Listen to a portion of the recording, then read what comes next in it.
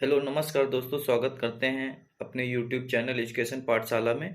तो आज हम लोग टीचिंग एप्टीट्यूड के एमसीक्यूज क्वेश्चंस लेके आए हुए हैं, जो कि हमारे लिए नेट और आपके टेट हो गया, सीटेट हो गया, इन सभी में जिसमें इसमें क्वेश्चंस टीचिंग एप्टीट्यूड से रिलेटेड पूछे जाते हैं, उसके लिए हमारे फ्रूटफुल होगा।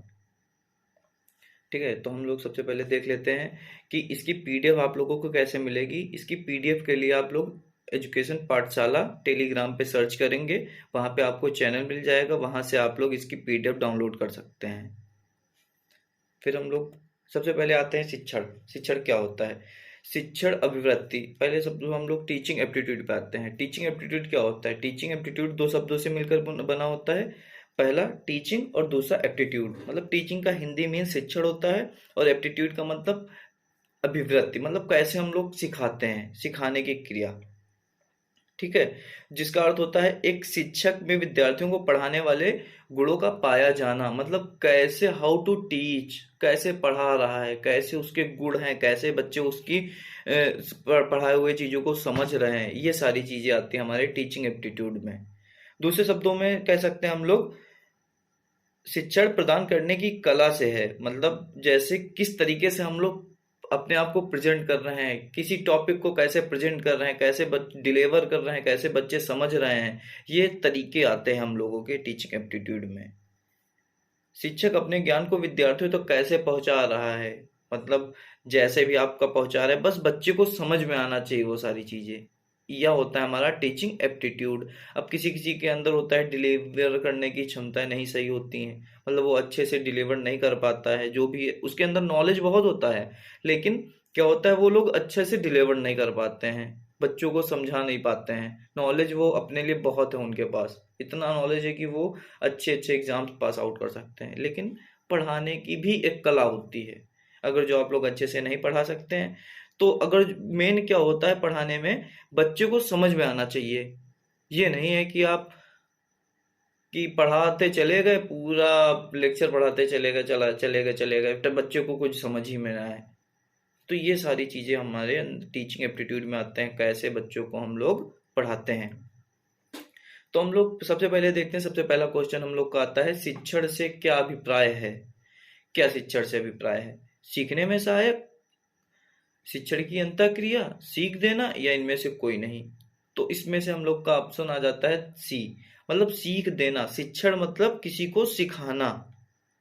ठीक है, और इसके मीनिंग्स आ जाते हैं टीचिंग एप्टीट्यूड के, शरीर मन और आत्मा में विद्यमान सर्वोत्तम गुणों का सर्वांगीण विकास करना। मतलब शरीर, मन और आत्मा में विद्यमान मैक्सिमम बहुत अच्छे गुणों का सर्वांगीण विकास करना। ठीक है, केंद्रीय तत्वज्ञान का संग्रह करना, मतलब जो हमारा नॉलेज होता है उसको कलेक्ट करना। शिक्षा प्रदान करना, मतलब किसी को एक अच्छी शिक्षा देना जिससे कि वो एक अच्छा इंसान बन सके, या उसके अंदर एक अच्छा इंसानियत विकसित कर सकें, या एक अच्छा नॉलेजेबल पर्सन बना सकें, समाज में एक अच्छे नॉलेज पढ़े लिखे पर्सन को आप बना सकें। तो आ जाता है दूसरा क्वेश्चन। दूसरा क्वेश्चन है हमारा रिलेटेड कथन से, मतलब अपने अपने सभी लोगों के कथन होते हैं कि क्या होता है शिक्षण, क्या होता है टीचिंग एप्टीट्यूड, ये सारी चीजें। तो सबसे पहला कथन आता है हम लोगों का, शिक्षण से मेरा अभिप्राय बच्चों और मनुष्य के शरीर, मन और आत्मा में विद्यमान सर्वोत्तम गुणों का सर्वांगीण विकास करना। यह कथन किससे संबंधित है? आप लोग 10 सेकंड तक सोचेंगे, फिर उसके बाद इसका आंसर कमेंट बॉक्स में देंगे। ठीक है, फिर मैं आप लोग को ये क्वेश्चंस का आंसर बताता हूँ। तो शिक्षण में ये किसका कथन है? ये राधा कृष्णन जी का कथन, ये भी गलत है। जवाहरलाल नेहरू जी का, ये भी गलत है। महात्मा गांधी जी का, यह कथन महात्मा गांधी जी का है। फिर और इससे रिलेटेड हमारे कुछ कथन पूछ लिए जाते हैं, जो कि हमारे एग्जाम्स में बहुत ही महत्वपूर्ण होते हैं। कभी ये कथन, कभी वो कथन, ये सारे कथन हर एक एग्जाम में चेंज कर करके पूछ लिए जाते हैं। तो सबसे पहला कथन आ जाता है हम लोग का, डॉक्टर राधा कृष्णन जी के अनुसार शिक्षा को मनुष्य और संपूर्ण समाज का निर्माण करना। मतलब जो हमारी एजुकेशन होती है उसमें मनुष्य का भी विकास करना तथा संपूर्ण समाज का विकास करना। मतलब संपूर्ण समाज में अपने ज्ञान को जाके डिलीवर करना या लोगों को बताना, एक जिससे कि एक अच्छे समाज का विकास हो सके। अगर जो आप लोग, आप टीचर हो, आप टीचर की भूमिका निभा रहे हो, अगर जो आपने एक बच्चे को पढ़ाया, वो बच्चा कई लोगों से, अपनी फैमिली से मिलता है, फ्रेंड से मिलता है, अगर जो आपने कुछ उसको अच्छा नॉलेज दिया तो वह लोगों तक पहुंचाएगा, जिससे कि एक हमारा समाज एक अच्छा तरीके से विकसित हो जाएगा। अगर जो हम लोग यह कार्य नहीं करते हैं तो मतलब शिक्षा अपूर्ण कहलाती है। अगर जो हम लोग एक अच्छे इंसान को, एक अच्छे समाज को विकसित नहीं कर सकते हैं तो यह हमारी शिक्षा जो होती है अपूर्ण कहलाती है। अब वही आ जाता है कथन फिलिप्स के अनुसार, शिक्षा वह संस्था है जिसका केंद्रीय तत्व ज्ञान का संग्रह करना है। मतलब शिक्षण वह संस्था है, मतलब एक बोल सकते हैं एक ऐसी संस्था है जिसमें हम लोग तत्व ज्ञान का संग्रह करते हैं, मतलब कलेक्शन ऑफ डाटा, एक अच्छे ज्ञान का संग्रह करते हैं, कलेक्शन ऑफ नॉलेज हो गया। ठीक है। बीओ स्मिथ के अनुसार अधिगम को अभिप्रेरित करने वाली क्रिया शिक्षण कहलाती है। मतलब अधिगम को प्रेरित करने वाली क्रिया हमारी शिक्षण कहलाती है। फिर उसके बाद हम लोग आ जाते हैं थर्ड क्वेश्चन पे। थर्ड क्वेश्चन के पहले हम लोग पहले इसके कुछ उद्देश्य देख लेते हैं, हमारे टीचिंग एप्टीट्यूड के क्या उद्देश्य रहते हैं। टीचिंग एप्टीट्यूड का उद्देश्य रहता है बालक की क्षमता का विकास करना। मतलब कोई भी बालक होता है उसकी क्षमता का विकास करना, वो कैसा है पढ़ने में, उसके बारे में उसको नॉलेज देना, जानकारी देना, ये सारी चीजें उसके अंदर विकसित करना। फिर आ जाता है सामाजिक एवं मानवीय मूल्य का विकास करना। मतलब सामाजिक हमें जो हमारे कर्तव्य हैं उनके बारे में विकास कराना, उनके बारे में जागृत कराना। फिर जीवन शैली को व्यापक बनाना, जो हमारी लाइफ स्टाइल होती है एक उसको अच्छे वे में रिप्रेजेंट करना या उसको अच्छे वे में जीना। ज्ञानार्जन के अनुसार जीविकोपार्जन करना, जीविकोपार्जन करना, मतलब जिस जैसा आपका नॉलेज हो उसके अकॉर्डिंग आप लोग अपना जीवन व्यतीत करते हैं। क्रियाशीलता का विकास करना, क्रियाशीलता का विकास होता है। ठीक। सहयोग भावना उत्पन्न करना, मतलब किसी के प्रति हम लोग हेल्प, कैसे मदद कर रहे हैं या किसी की हमें हेल्प करनी चाहिए या नहीं करनी चाहिए, इसका भी विकास करते हैं। अगर जो कोई आप इंसान हो, अगर जो आपके अंदर इंसानियत जिंदा है तो आप लोग हर जरूरतमंद की मदद कीजिए, किसी ना किसी की आप मदद जरूर कीजिए, जरूरतमंद की मदद कीजिए। ये नहीं है कि कोई भी आया आप उसकी मदद करते चले जा रहे हो। जैसे कोई आया आपके पास कि भैया या सर, जो भी आपसे बोलता है मुझे ये जरूरत है, अगर जो उसकी देखो जेन्युइन नीड है तब आप उसकी मदद कीजिए। वरना कि वो फॉर्मेलिटी के लिए ऐसे ही, मतलब अपने इंजॉयमेंट के लिए वो चीज आपसे बोल रहा हो तो उसमें आप मदद करो तो भी ठीक है, नहीं मदद करो तो भी ठीक है। जो जहाँ पे जेन्युइन नीड हो वहां पे आप लोग जरूर मदद करें। परिस्थितियों को सामना करने की सीख देना, मतलब कैसे हम लोग अपनी परिस्थितियों का सामना करें। अगर जो आपके साथ बुरी परिस्थिति है तो उसमें कैसे आपको रिएक्ट करना है। अगर जो आप एक अच्छे परिस्थिति में जी रहे हैं तो उसमें आपको कैसे रिएक्ट करना है। आप अगर जो नॉर्मल हैं तो आपको कैसे रहना है। जैसा देश वैसा भेष, मतलब इसका कहने का मतलब है जैसी आपके साथ सिचुएशन हो वैसा आपको रिएक्ट करना है। ठीक है। तो हम लोग आ जाते हैं थर्ड क्वेश्चन पे। शिक्षण की प्रकृति विद्यार्थियों को किन किन पक्षों को अभिप्रेरित करती है। शिक्षण की जो प्रकृति होती है, नेचर ऑफ टीचिंग, वो किन किन पक्षों पे अभिप्रेरित करती है हम लोगों को। संज्ञानात्मक, भावात्मक, क्रियात्मक, ये सभी, इन सभी ये प्रकृति हमारी अभिप्रेरित करती है इन पक्षों को। फिर हम लोग आ जाते हैं नेक्स्ट क्वेश्चन पे। शिक्षण की प्रकृति कैसी होती है, हम लोग की अब टीचिंग की प्रकृति कैसी होती है। उद्देश्यपूर्ण, उपचारात्मक, विकासात्मक, ये हमारी सारी होती हैं। फिर हम लोग का फिफ्थ क्वेश्चन आ जाता है, निम्नलिखित में से कौन सा कथन सही नहीं है। अभी हम लोगों ने तो इसके पहले देखा है कथन सारे। शिक्षण की प्रकृति सकारात्मक होती है, हाँ ये भी सही है। शिक्षण की प्रकृति कला एवं विज्ञान दोनों रूपों में होती है, हाँ ये भी सही है। शिक्षण भाषाई प्रक्रिया न होकर केवल उपचारात्मक प्रक्रिया है, या तो गलत है। उपचारात्मक के साथ साथ भाषाई भी है। शिक्षण निर्देशन में अन्वेषण, मूल्यांकन, मानक आदि शामिल होते हैं, ये भी सही है। तो हम लोग का इसमें कथन सही नहीं है वह फाइंड करना था। ये जो थर्ड कथन है वो हम लोगों का सही नहीं है।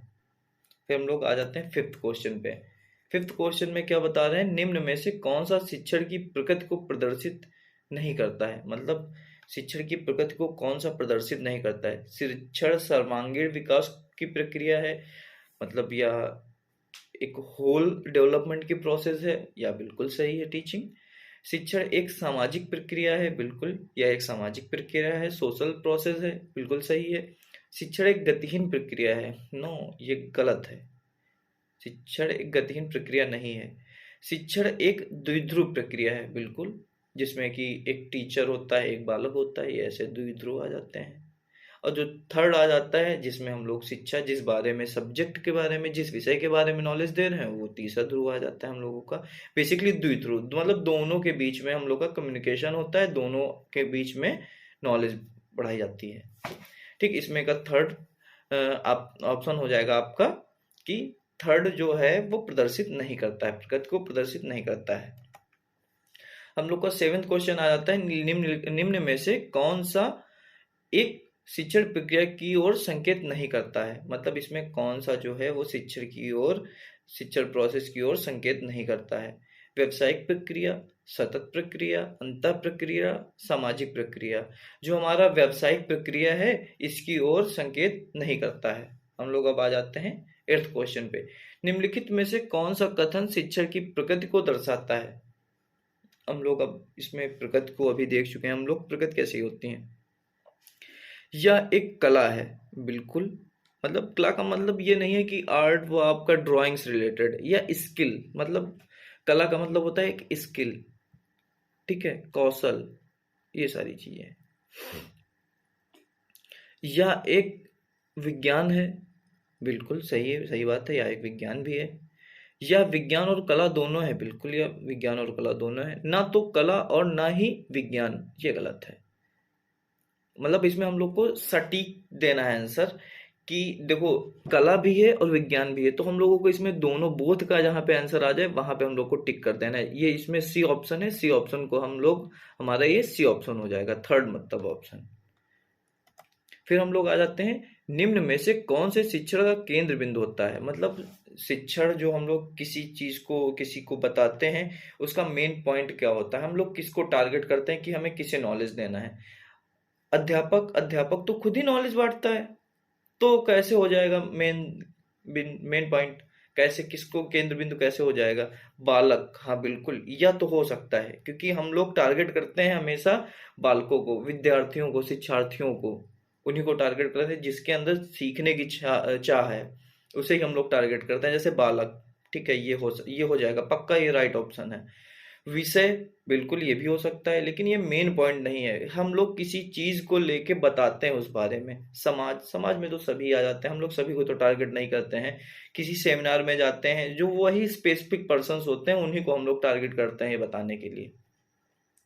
ठीक है, शिक्षा के उद्देश्य निम्नलिखित में से कौन सा है। मतलब शिक्षा का उद्देश्य इसमें से कौन सा है। शिक्षक की क्षमता का विकास करना, टीचर की क्षमता का कैसे विकास करना। शिक्षा, बिल्कुल विकास होता है, लेकिन ज्यादातर इसमें बालक को ध्यान दिया जाता है, मतलब स्टूडेंट्स को। माता पिता की क्षमता का विकास करना, नहीं।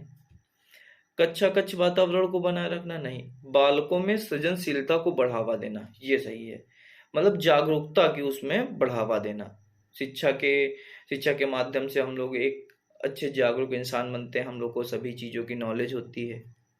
ठीक, थैंक यू दोस्तों, हम लोग यहीं पे समाप्त करते हैं अपना। नेक्स्ट वीडियो में हम लोग आपको पार्ट 2 में मिलेंगे, जिसमें से हम लोग फिर कुछ क्वेश्चंस डिस्क्राइब करेंगे, कुछ क्वेश्चंस का डिस्कशन करेंगे, और तब तक आप लोग इसके बारे में और पढ़ सकते हैं और क्वेश्चंस को सॉल्व कर सकते हैं। थैंक यू दोस्तों।